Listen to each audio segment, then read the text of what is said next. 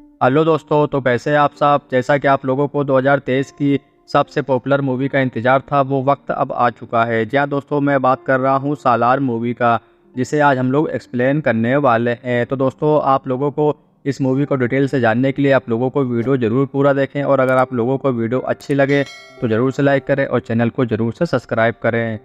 Movie शुरू होती है दो बच्चों से, जिनका नाम वर्दा और देवा होता है, जिनमें बहुत अच्छी दोस्ती होती है। इसी कारण वर्दा को कुछ बच्चे परेशान कर रहे होते हैं और देवा उनकी पिटाई कर देता है। जिसके बाद एक रात देवा अपने घर को कीलों से लॉक कर रहा होता है, क्योंकि वहां आसपास तबाही जैसा माहौल होता है। जिसके कारण देवा अपनी मां को अंदर लॉक करके उनकी हिफाजत कर रहा होता है, लेकिन तभी वहां कुछ गुंडे आ जाते हैं जो देवा को पकड़कर उसके घर को खोल देते हैं, जहां उसकी मां होती है। और वो गुंडे देवा की मां को मारने वाले होते हैं कि तभी वहां वर्दा अपने कुछ साथी लेकर वहां पहुंच जाता है, जहां हमें ये भी पता चलता है कि ये जो लोग आए हुए हैं वो वर्दा के पिता के लोग हैं, जो वहां के बनाए गए नियम का पालन कर रहे होते हैं। जिसके चलते वर्दा भी चुप हो जाता है। जिसके बाद वर्दा अपने हाथों से मोटा सा कड़ा निकालता है और उन्हें दे देता है, क्योंकि वो सिर्फ कड़ा नहीं होता, उसमें बहुत पावर होती है। जिसके चलते वो उसे लेकर चले जाते हैं। जिसके बाद देवा खुश होता है, लेकिन जिसके बाद वर्दा उसे और उसकी माँ को वहाँ से जाने के लिए कहता है, क्योंकि वहाँ का हालात बिल्कुल ठीक नहीं होता।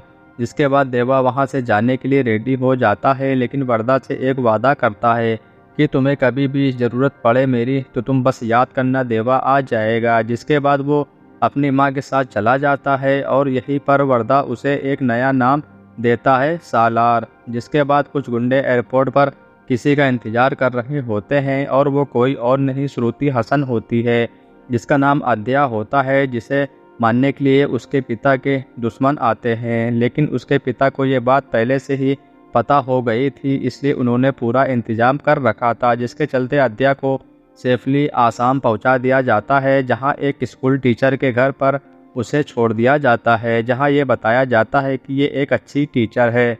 जिसके चलते उसे वहां रहने दिया जाता है, और वहीं पता चलता है यही देवा की माँ है, जिसे सब अम्मा के नाम से जानते थे। जिसके बाद एंट्री होती है सालार की, यानी कि देवा की, क्योंकि अद्या के पिता को पता था कि मेरी बेटी को कोई बचा सकता है तो वो सिर्फ देवा है। इसलिए अद्या को उसके पिता वहाँ रहने के लिए कहते हैं, ताकि जैसे ही मामला सिमट जाए वैसे ही उसे बुला लेंगे। जिसके बाद अद्या वहाँ टीचर बनकर रहने लगती है, लेकिन कुछ दिन बाद आसाम में भी गुंडे आद्या को ढूंढ लेते हैं और अपने मालिक को बता देते हैं। जिसके बाद कहानी शिफ्ट होती है एक ऐसी जगह जहाँ कुछ अंग्रेज इंडियन लोगों से डील कर रहे होते हैं, वो भी गांजा ले जाने को लेकर के, क्योंकि उनके पास लोरी भर कर गांजा होता है और उसे इंडिया से नेपाल लेकर जाना होता है, वो भी पुलिस से बचकर।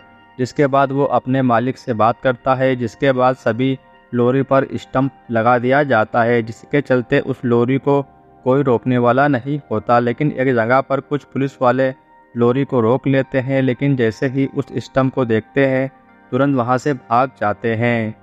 जिसके बाद ये पता चलता है कि ये स्टंप किसी पावरफुल इंसान का है, जिससे पुलिस भी डरती है। जिसके बाद अद्या को पकड़ने कुछ गुंडे आ जाते हैं और उसे पकड़ ले जा रहे होते हैं, और तभी वहीं देवा और उसकी माँ भी होती है। जिसके बाद देवा की माँ कहती है जाओ और उसे बचाओ। जिसके बाद देवा उन तमाम गुंडों की कसके धुलाई करता है और अपने असली रूप दिखाता है, और फिर वहीं वो शख्स भी होता है जो नेपाल के लिए गांजा लेकर जा रहा होता है, और देवा उसके लोरी को भी जला देता है। जिसके बाद वो अंग्रेज कहता है तुमने तो कहा था ये स्टंप देखने के बाद कोई कुछ नहीं कर सकता। जिसके बाद पता चलता है वो स्टंप और वो मालिक कोई और नहीं देवा होता है। इसके पीछे कई राज होते हैं जो हमें बाद में पता चलेंगे। जिसके बाद जो शख्स अद्या की मदद कर रहा होता है वो उसे लेकर कहीं दूसरी जगह लेकर जा रहा होता है कि तभी अद्या उससे पूछती है कि आखिर ये सब चल क्या रहा है, क्यों ये सब मुझे मानना चाहते हैं, और आखिर मुझे देवा के पास क्यों लाया गया था, और आखिर ये देवा कौन है। जिसके बाद वो शख्स अद्या के हर एक बात का जवाब देने को रेडी हो जाता है। जहां से मूवी पास्ट में जाती है, जहां 3 कबीले को दिखाया जाता है, जिनका नाम मन्नार, सोयांग और गलियांग होता है, और तीनों ही कबीले के लोग बहुत पावरफुल होते हैं और खूंखार भी होते हैं। जिसके बाद उन्होंने मिलकर एक बड़ी सी जगह बनाई जिसका नाम खानसार होता है, जहां वैसे तो कई हमले हुए लेकिन वो तीनों कबीले वाले मिलकर उनका सामना किया करते, जिसके चलते वो वहां आने वाले सभी को मार कर भगा दिया करते। इसलिए उनका वहां राज चलने लगा। लेकिन कुछ दिन बाद वहां एक की गवर्नमेंट खानसार को रद्द करने का फैसला लेती है, जिसके चलते 3 कबीले में से मन्नार कबीले के लीडर ने सरकार से बगावत कर ली और उनके कई सारे सैनिक मार गिराए और कहा कभी भी खानसार की तरफ कोई भी उंगली ना उठाए, नहीं तो उसका भी यही हाल होगा। जिसके बाद यही होता है और कोई भी खानसार की तरफ नहीं देखता। जिसके बाद मन्नार कबीले का वो लीडर तीनों कबीले का लीडर बन गया।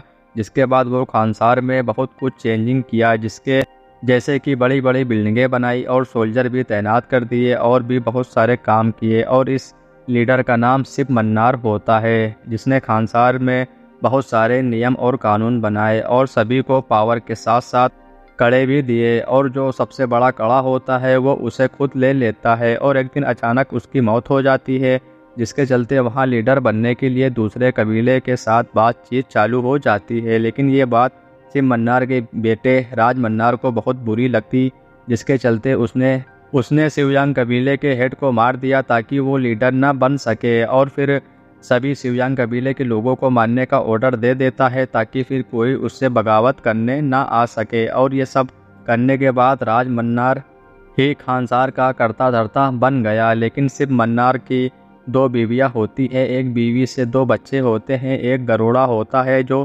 केजीएफ वाला होता है और एक उसकी बहन होती है।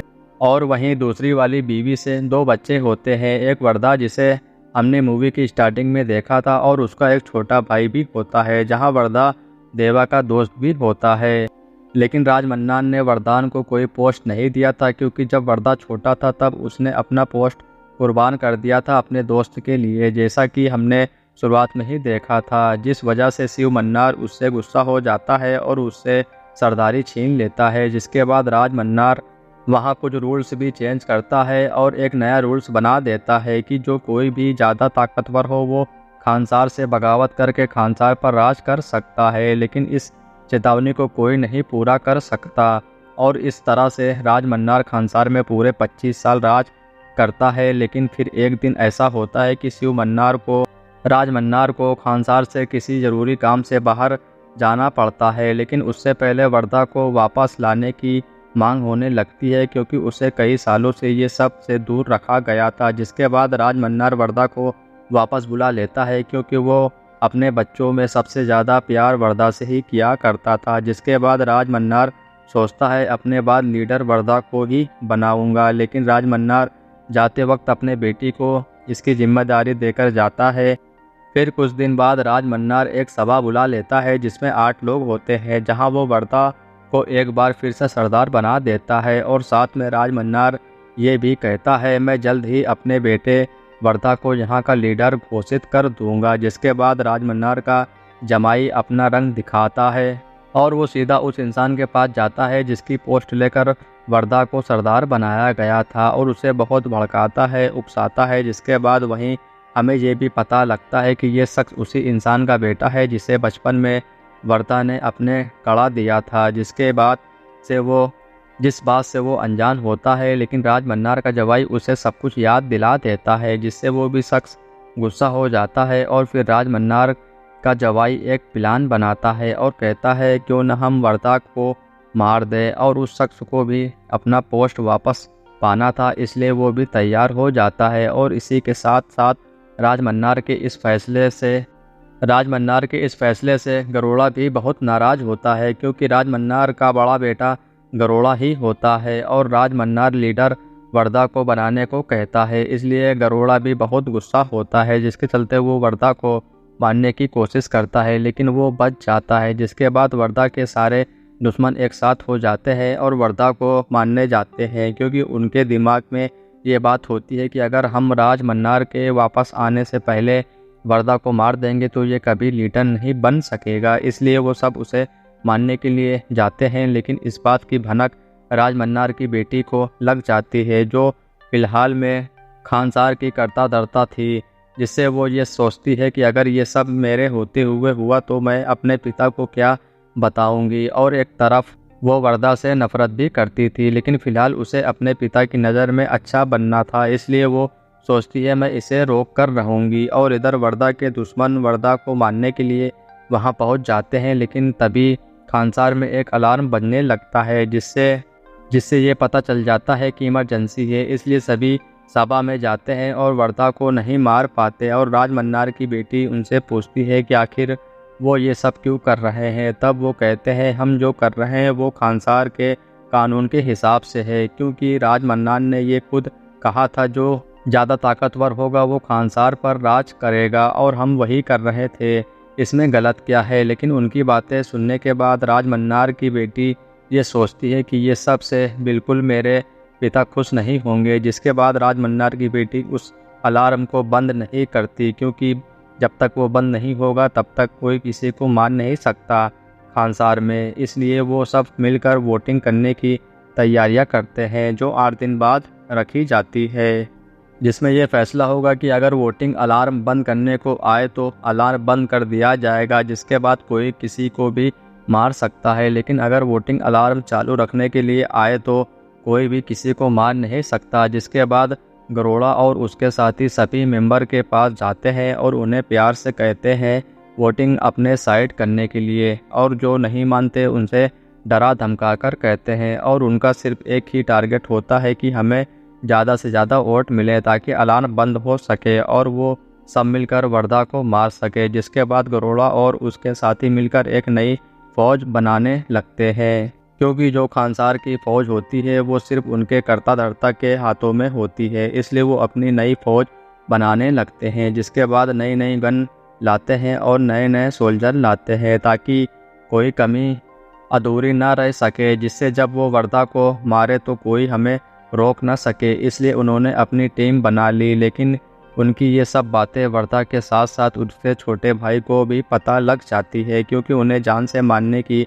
तैयारियां शुरू हो चुकी थी। तब वर्दा का भाई कहता है भाई अपनी टीम कहाँ है, अपने लोग कहाँ हैं, कैसे हम उन्हें रोकेंगे। लेकिन वो उसकी बातों के जवाब न देते हुए वो खानसार से बाहर जाता है, वो भी अपने दोस्त देवा से मिलने के लिए, जहां हमें देवा को दिखाया जाता है जिससे वर्दा मदद मांगने गया हुआ होता है। क्योंकि मूवी की स्टार्टिंग में हमें दिखाया गया था कि किस तरह से देवा ने वादा किया था, इसलिए वो जाने के लिए रेडी हो जाता है और वर्दा के साथ खानसार में चला जाता है, जिससे वर्दा के लोग थोड़ा सा नाराज़ भी हो जाते हैं, क्योंकि उन्हें लगता है वर्दा बाहर इसलिए गया है ताकि सेना लेकर आ सके, लेकिन ये तो सिर्फ एक इंसान को लेकर चला आया है। लेकिन उन लोगों को ये नहीं पता होता कि ये अकेला इंसान पूरे 100 सेना के बराबर है, जिसे मैं और आप जानते हैं, जो है सालार।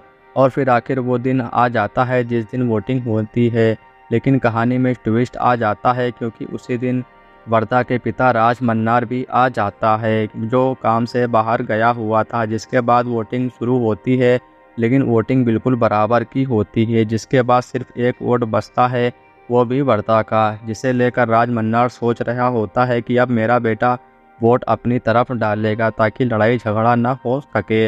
लेकिन वर्दा अपने वोट अलार्म को बंद करने के लिए अपने वोट देता है, जिससे फिर लड़ाई फाइनल हो जाती है। और वर्दा के इस फैसले से उसके पिता समेत सभी हैरान रह जाते हैं, क्योंकि वर्दा और देवा दोनों बिल्कुल रेडी होते हैं गरोड़ा और उसके साथियों से लड़ने के लिए। और इधर गरोड़ा भी अपनी टीम रेडी कर लेता है और हमला बोल देता है, जिससे वहां फाइट होती है। लेकिन देवा और वर्दा उनके तमाम साथियों को मारते जा रहे होते हैं और अपनी जान बचा रहे होते हैं। लेकिन अभी तो सिर्फ शुरुआत थी। और इधर राज मन्नार और उसकी बेटी के ऊपर भी हमला हो जाता है, लेकिन राज मन्नार उसे मार गिराता है और उससे पूछता है कि आखिर क्यों तुम मुझे मारने आए थे। तब वो बताता है कि मैं सोयांग कबीले से हूँ, जिसे बहुत साल पहले सोयांग कबीले के लीडर को राज मन्नार ने खुद मारा था और वहाँ के सारे लोगों को भी मरवा दिया था। लेकिन उनमें से कई बच्चों की जान बच गई थी और उसी बच्चों में से एक मैं हूँ। और साथ में राज मन्नार को ये बताता है कि तुम्हारा जवाई भी एक सोयांग है, उसके साथ साथ कई सारे लोग तुम्हारे साथ अभी भी मौजूद है जो तुम्हारी पूरी बादशाहत ख़त्म कर देंगे, और साथ में पूरा परिवार भी, क्योंकि जिस लीडर को तुमने मारा था उसकी बीवी और बच्चे बच गए थे और वो अभी भी जिंदा है, जो तुम्हें जिंदा नहीं छोड़ेंगे। जिसके बाद सोयांग कबीले के लीडर के बीवी और बच्चे को दिखाया जाता है, जो कोई और नहीं बल्कि देवा और उसकी माँ होती है।